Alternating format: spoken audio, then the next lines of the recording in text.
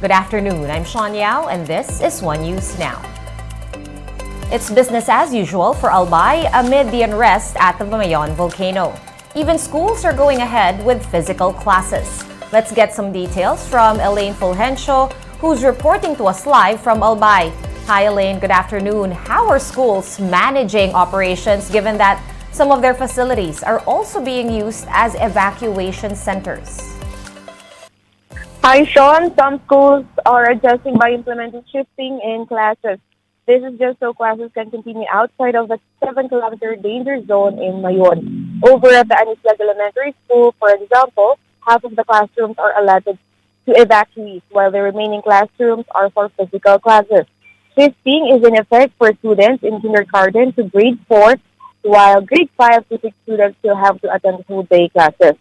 However, Mayon's continued eruption has disrupted classes and other educational institutions. So far, 18 schools had to suspend classes as more people are evacuated. The suspension of physical classes covered the towns of Camalig, Daradad, Ginobatan, Malilipot, Ligao, and Tabaco City. To ensure the continuity of learning, which designated learning spaces have been set up for the 47 public schools within the 6 to 8-kilometer danger zone. There are also schools that suspended face-to-face classes and have shifted to modular distance learning. So far, a total of 14 schools are being used as evacuation centers. However, blended learning may be an option if there are classrooms that can be utilized depending on the assessment of the school head. Sean Depp at Albay said that 15,000 students are affected by Mayon's unrest. As we speak, Mayon volcano continues to spew lava while rockfall events have also increased. Sean? Right, thank you so much for that update. That was Elaine Fulgencio over the phone from Albay in Bicol. And one mayor in Albay is admitting to difficulties in relocating farmers from areas near the Mayon volcano. Camalig Mayor Carlos Baldo told the chiefs that living within the volcano's 6-kilometer danger zone has long been prohibited. However, he noted that locals keep coming back to the area since farming is their only source of livelihood. The local government is now looking for ways to train farmers so that they can look for alternative jobs. Sana kung magkaroon sila ng other skills na pwedeng hindi na sila bumalik doon. Yun po ang isang ginagawa natin ng intervention po. Kasi yun ang pwede po natin. Kasi kung walang hanap buhay, walang pagkain, ang ating mga kababayan, babalik at babalik po talaga yun. In other news, the health department is closely watching rising cases of dengue and flu-like illnesses in the country. In Metro Manila alone, over 5,700 have been infected with dengue from January 1 until May 20. That is 68% higher than the 3,000 cases logged in the capital city in the same period last year. Nationwide, the DOH said that dengue cases have spiked 30% to over 51,000 in the first 5 months of the year.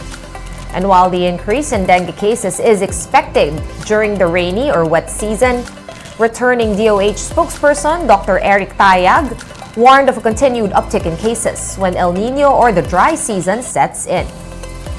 Now, aside from dengue, the DOH is also noting an alarming rise in influenza-like cases.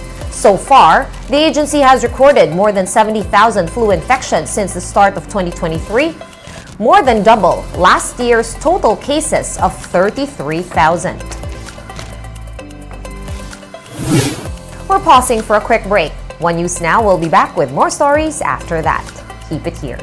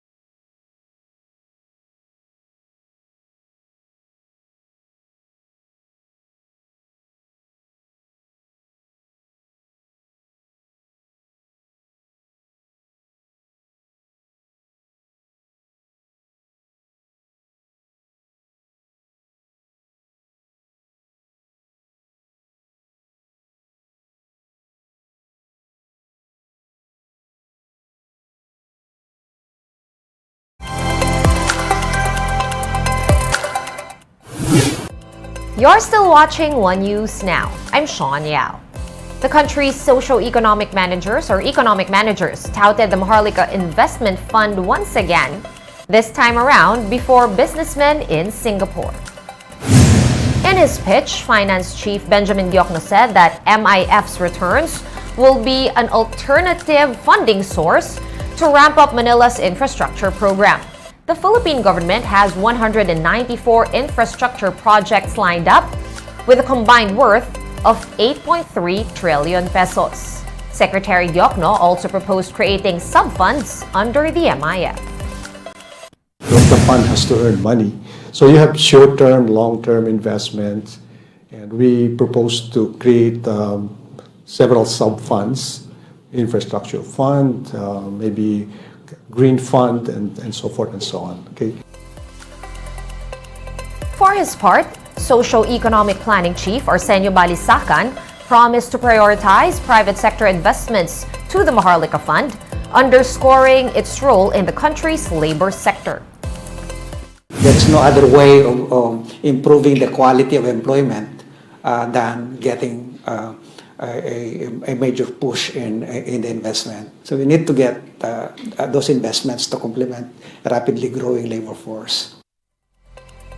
The Marcos administration's economic team also said that investments from the private sector will help the Philippines attain its GDP growth target of 6.5% to 8%. They believe the country will be able to achieve upper middle income status within 2 years.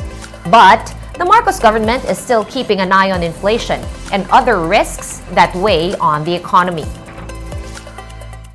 The risks are still on the upside for both this year and for next year. So we're at the BSP, we're continuing to monitor the possible upside risks to inflation.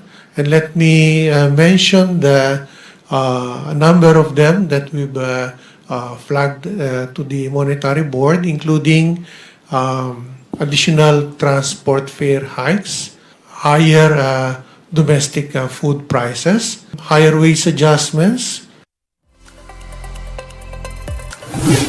Let's now take a quick look at today's other top stories. President Bongbong Marcos thanked China for its fertilizer donation to the Philippines, branding this as a reinforcement of ties between Manila and Beijing. Marcos Jr. said China's donation of 20,000 metric tons of urea is timely amid the global fertilizer crisis. The chief executive also said that the contribution is a boost to Filipino farmers and the country's campaign for food security. Another donation from China, this time rice and other food items for families affected by the Mayon volcano's unrest. Social Welfare Secretary Rex Gatchalian personally received over 600 bags of rice and boxes of noodles, biscuits, and flour. The food donation was shipped in by the Chinese Navy training vessel, the Chi Guang. The National Water Resources Board, or NWRB, is not cutting water allocation from the Angat Dam just yet. The NWRB is extending the 52 cubic meter per second allocation for concessionaires until June 30 to help prevent water service interruptions. The NWRB was supposed to reduce the water allocation to just 50 cubic meters per second today and divert it toward irrigation.